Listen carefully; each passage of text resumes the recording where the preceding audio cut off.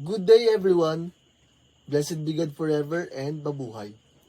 I am Arnel Ytac and I will discuss about my partial report in disaster management and preparedness, which is introduction, etymology, and the definition.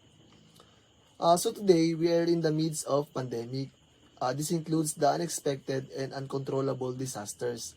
So our report will be divided into 8 parts.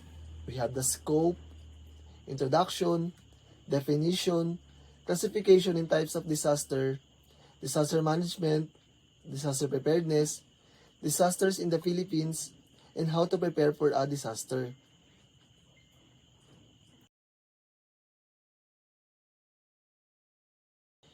Disaster are as old as mankind. First description of disaster in its management comes from mythological Noah in his ark. Similarly, with the flood tales that are widespread in Greek mythology and many cultures. What is disaster? Where it came from? According to some books, the first disaster was during the time of Great Flood. So that is the time of Noah. Having that, we can imply that disaster is as old as mankind. The story of Noah and the flood can be found in the book of Genesis. So for a short video, watch this. Stories of the Bible. Noah and the flood.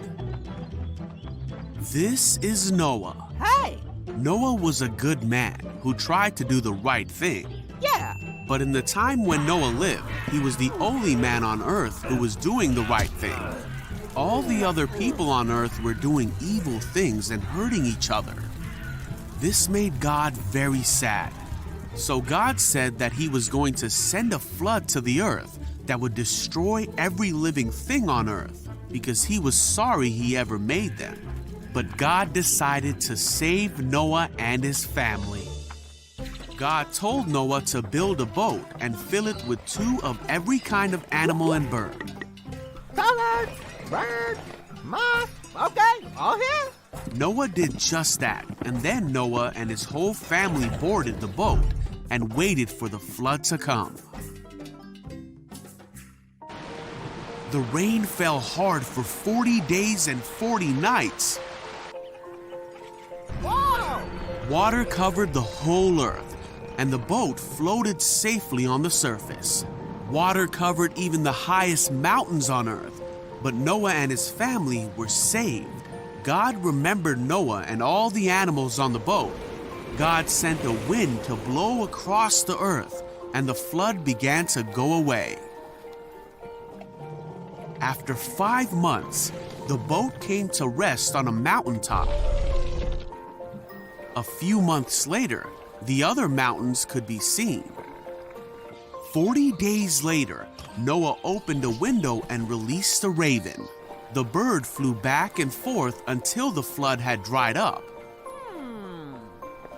He also sent a dove out to see if it could find dry ground, but the dove couldn't find a place to land because there was still water on the ground. So the dove returned to the boat. Oh, hello again. After another 7 days, Noah sent the dove out again.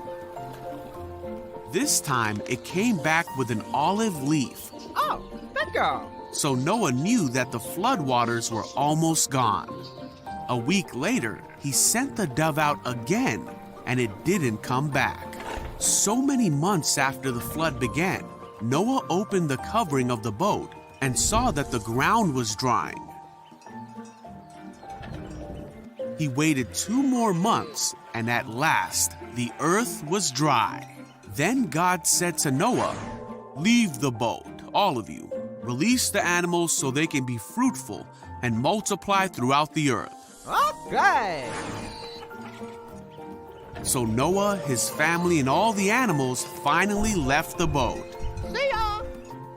Noah built an altar to the Lord to make a sacrifice to God.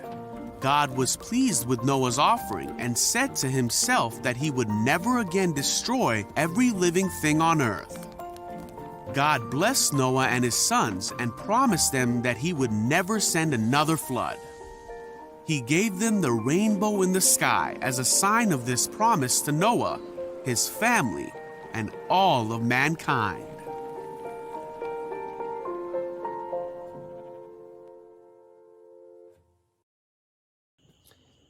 With the video, we can say that the flood destroyed everything on earth, but God made a promise. It can be found in Genesis chapter 9, verse 11, which says, "Establish my covenant with you. Never again will all life be destroyed by the waters of flood. Never again will there be a flood to destroy the earth." In Genesis chapter 9, verse 16, "Whenever the rainbow appears in the clouds, I will see it and remember the everlasting covenant between God and all living creatures of every kind on the earth." So now we know that the rainbow reminds us of the flood during Noah's time and God's promise to us. The word disaster originated from Greek, from words dust and aster. So the word dust means bad and the word aster means star. Later, the word evolved in Italian as disastro, then later became disaster. So what is disaster?